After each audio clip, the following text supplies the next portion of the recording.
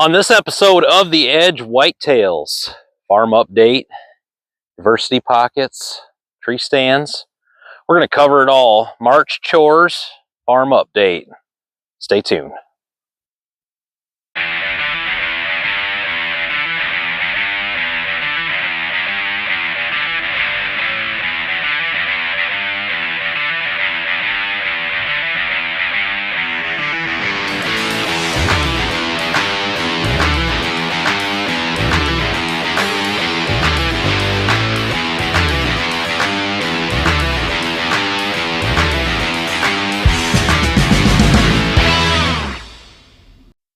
All right, welcome back to this episode of The Edge Whitetails. Today's April 4th.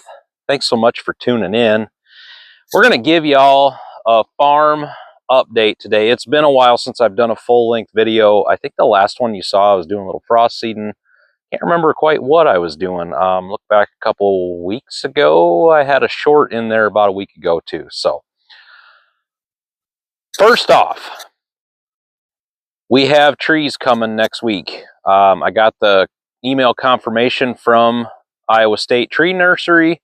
They will be here sometime next week. So I've been getting ready as far as the tree planting goes. Now you just saw me setting some posts, and I have learned that if I put a red osier dogwood or a hazelnut in this ground, even though we don't have a super high deer density, if I put one in this ground, they will eat it. And it may not be the next day, it may not be the next week, it may not even be the next month. But by the time I go looking for it over the late winter, it's gone. So I have probably planted 200 red osier and gray dogwoods in this farm, and which doesn't seem like a lot to some of you maybe on the scale of things, but in this acreage and this habitat, it is quite a bit to not be able to find but maybe one or two that are still around. So I have learned to stay ahead of the deer. I could just go around and cage every one of them, but boy, that would be a lot of work. So I'm going to experiment this year. I'm going to show you what, this may not be anything new, but I think I did see it on another channel. Maybe it was Sturgis's channel, about what he would call a diversity pocket. And it's a really good idea. I'm going to take you through what I got going. So, as you can see, I got 3 fence posts, and I already come in here with the mower and mowed this as flat as I could, probably about a week ago now. And the idea here is I am going to fence this off with green snow fence, and I'll show you an example of that here shortly. And then fence will be 4 foot tall all the way around it. Hopefully I'm making these pockets small enough that a deer wouldn't want to just jump in, yet big enough that I can just open one end, come in here, trim around it, keep everything weed free, and let these red osier, I'm going to plant a series of red osier dogwood in there and a hazelnut probably right in the middle, and just try and get, you know, its diversity in this sea of reed canary grass. So hence a diversity pocket. I'll show you what I mean here by the fence right now. So while I was mowing and preparing to make these diversity pockets, I also mowed strips all through out here. That is also where I'm going to put a row of trees. I'm going to probably stick with maybe some oaks or something like that that aren't fenced, and go from there and see how it goes. When I did this last year with the dogwoods, it just made them easier for the deer to find. So those red osier dogwoods are like candy to the deer, and I have a feeling the hazelnuts are about the same way. I did find 4 or 5 hazelnuts that are still growing. So here's some big old mallards in the background. The pond is full right now. We did get some rain this week, but so here is what, and I will tighten this up. This was just what I was able to get up last Friday. Now I will tighten this up a lot tighter. It's just draped around right now, and then once I'll come in here, and the wind has blown it around pretty good this week, so I got a pretty good idea of what I got there. And I'll come in here, get this planted, and then when I want to come back and trim and get the weeds knocked down, I can also just unlatch that. I'm just using zip ties. Unlatch that, bring it around, trim it out, seal it back up. Like I said, I will pull everything super tight. I don't need to get beat up in the comments on how loose that is. I will pull everything super tight. And honestly, if it is draping over a little bit, as long as it's draping in, probably all the better. But speaking of weeds, I'm going to show you what else I'm going to do inside those pockets.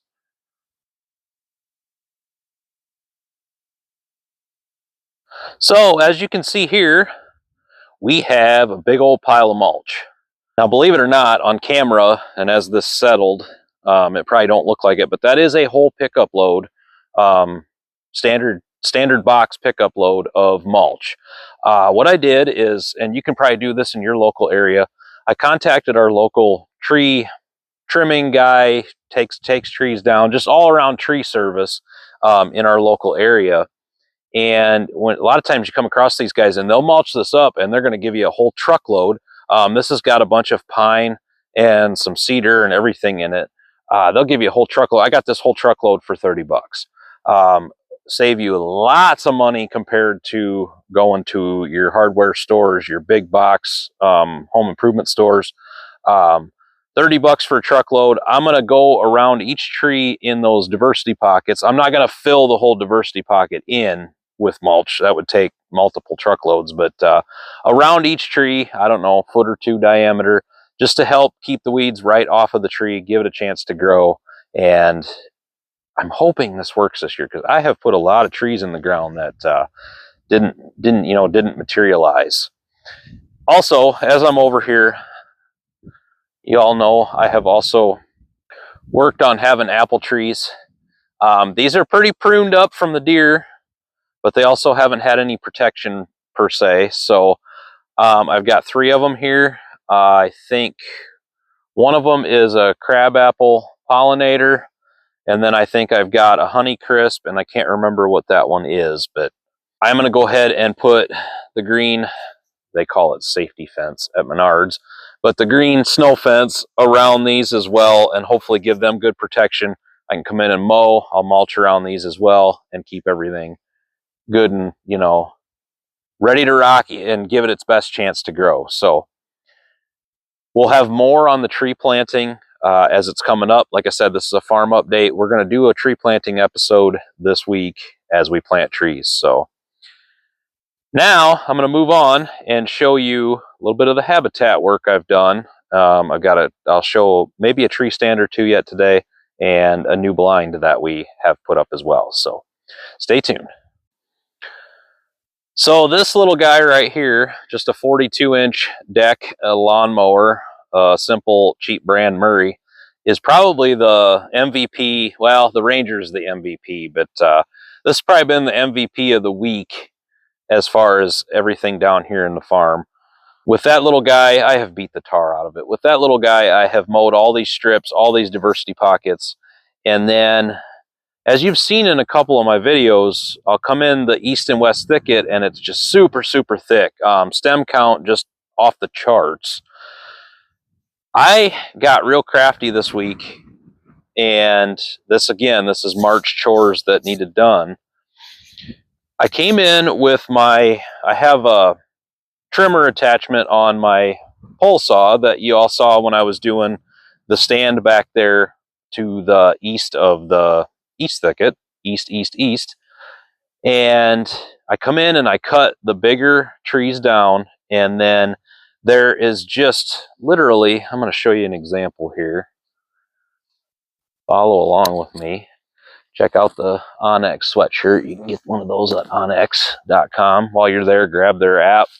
You can't beat it. Know where you stand. All right, so once you come in here, there's your bigger growth, and then there's all these suckers. And I have found out that all them suckers actually grow out of the roots of these bigger river birch. So as the roots spread out, these suckers come out, and then you just get this insane stem count. Honestly, the deer don't even want to walk through. So what I did, so this is last year's trail that I made through here, just cutting, and it stayed fairly open. And that was just with the Weed Eater, basically skill saw attachment cutter. But now I come in and I cut away most of the bigger ones that I couldn't get over top of with the mower. And I come in here and I just mowed and beat that little mower to death. And I've probably, all told, can't really tell for sure in here, but I've probably got 3/4 of an acre cleaned up. As you can see, it goes way up in there, and it just gets all that stem count off of the ground. You can see the sunlight coming in. We've got good pockets here where it's open sky, and this just helps make the habitat diverse.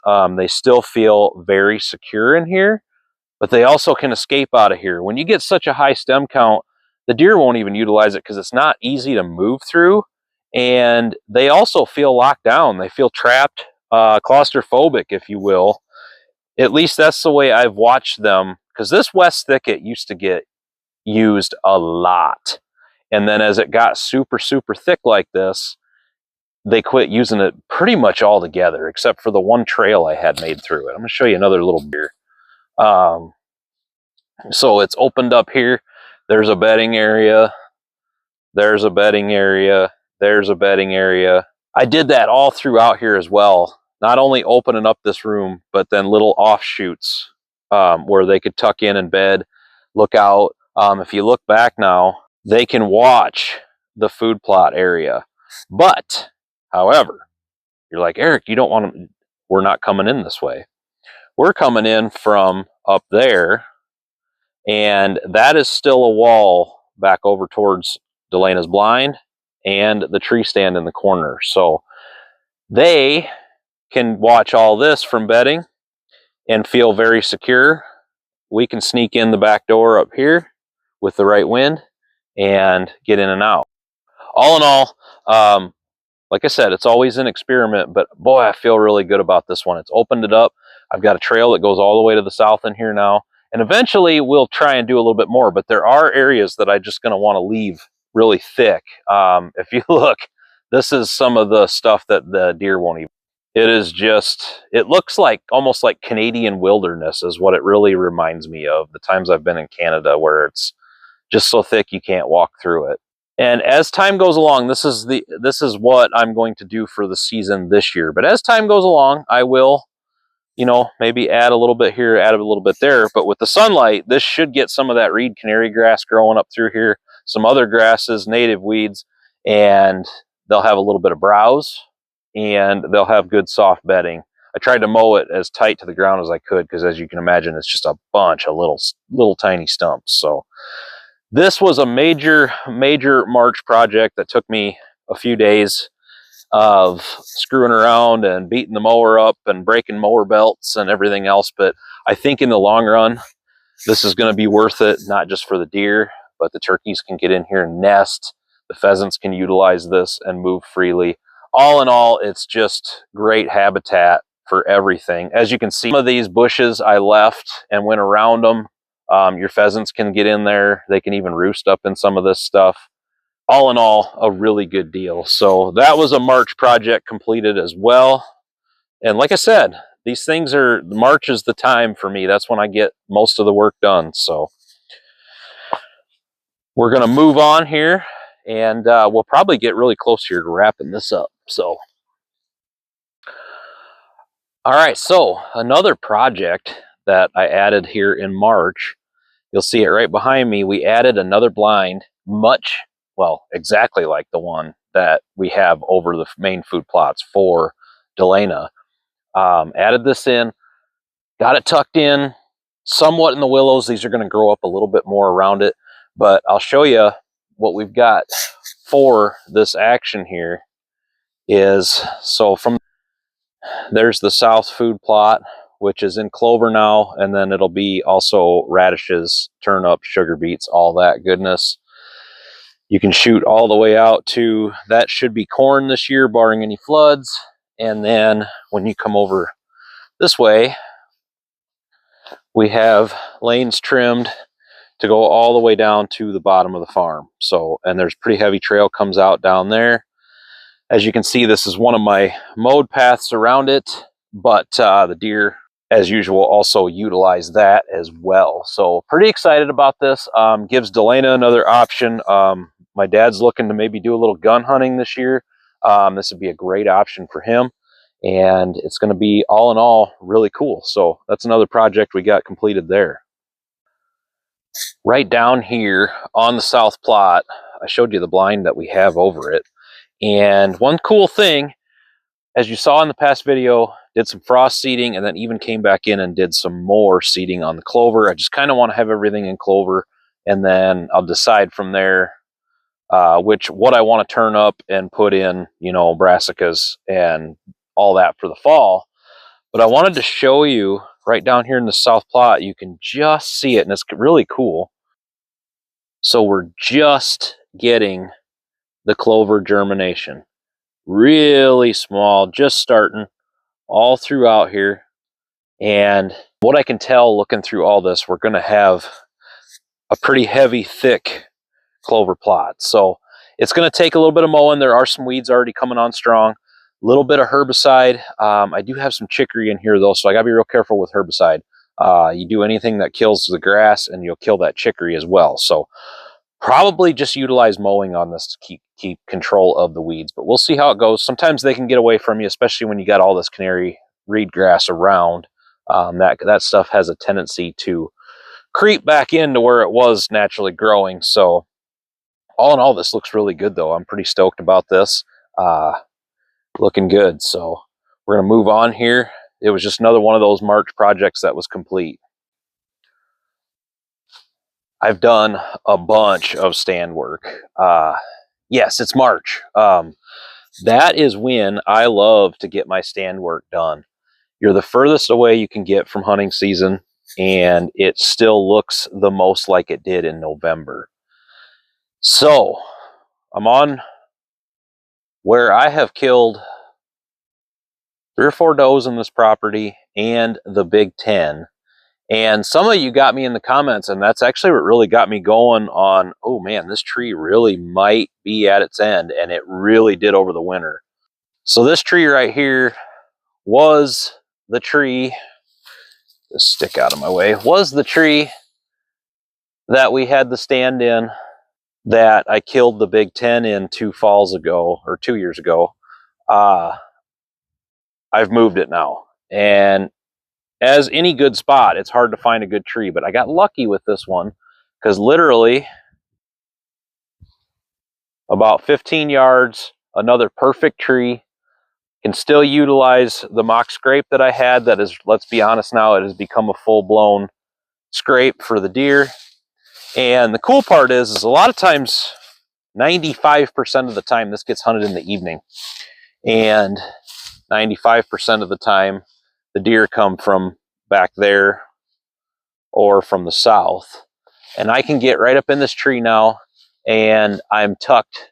I'll actually look back behind me, and when they come at me, you know, I'm up in there, sun shining this way, and it'll blind them looking up at me. So not necessarily blind them, but they won't have the greatest view and be able to pick me off. So I've got all that back cover. And honestly, I feel a lot more confident about this now. And that's saying something because I've killed, majority of the deer I've killed on this farm has been right down here. So very cool. I will have some more stands that I'll show you as we go. in another episode. I did quite a bit of stand work, like I said, and March was the time to do it. Like I said, looks the most like it will in November, and we get it before that green up. You can get your lanes trimmed, you can get everything, and then all you got to do is come back in August. Now, granted, this is talking private property. Once you're on public, that's different ball game. You can only have them in 7 days before and 7 days after season. This is private property talking here. I got in, I could trim my lanes, and then all I got to do is come back in August, September, double check all the straps, make sure everything's in great shape, tiny little last minute trimming, and you're very, in and out, not too intrusive as you get closer to that crucial time of the hunting season's coming. So pretty cool deal. You still have time if you want to get some stands out and done. We really haven't gotten into much green up yet, so it's still time to do it. Typically, like I said, all these projects for me get done in March. March is a lot of work, a labor of love, definitely, but a lot of work on everything that we have going here. So that was a little mini farm tour of what we've gotten done. Look back on other episodes to see what I did in the East Thicket. Got to see what I did in the West Thicket. You got to see some tree stand work. I did all of my tree stand work. I have one left to do, but I need to purchase one more stand. So maybe get that done yet this spring, maybe just hold off, and that might be one to scratch the tree stand itch in August.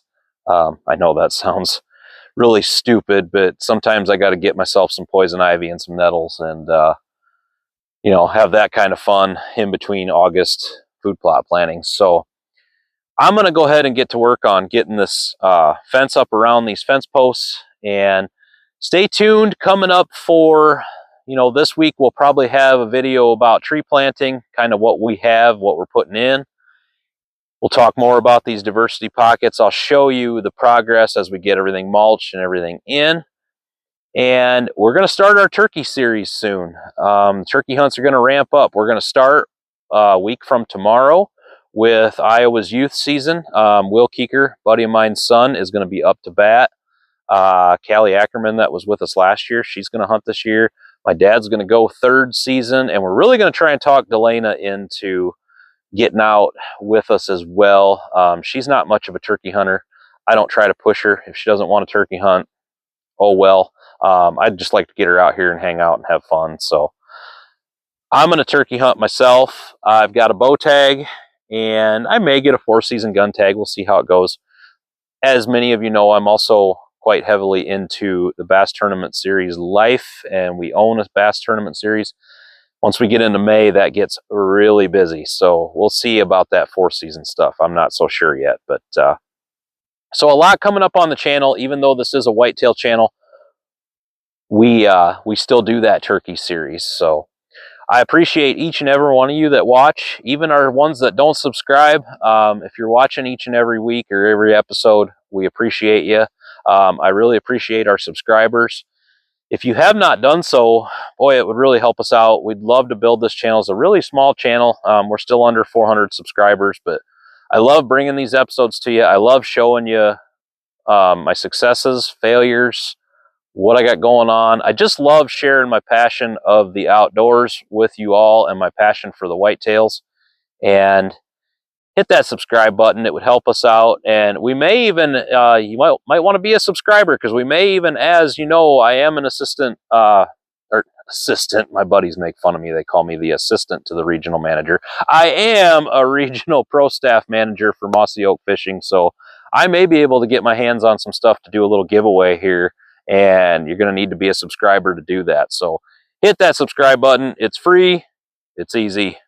Right there in your corner. Click, and you'll subscribe to never miss a single episode of The Edge Whitetails. So, for The Edge Whitetails, I'm Eric Johnston, and remember to always get outdoors.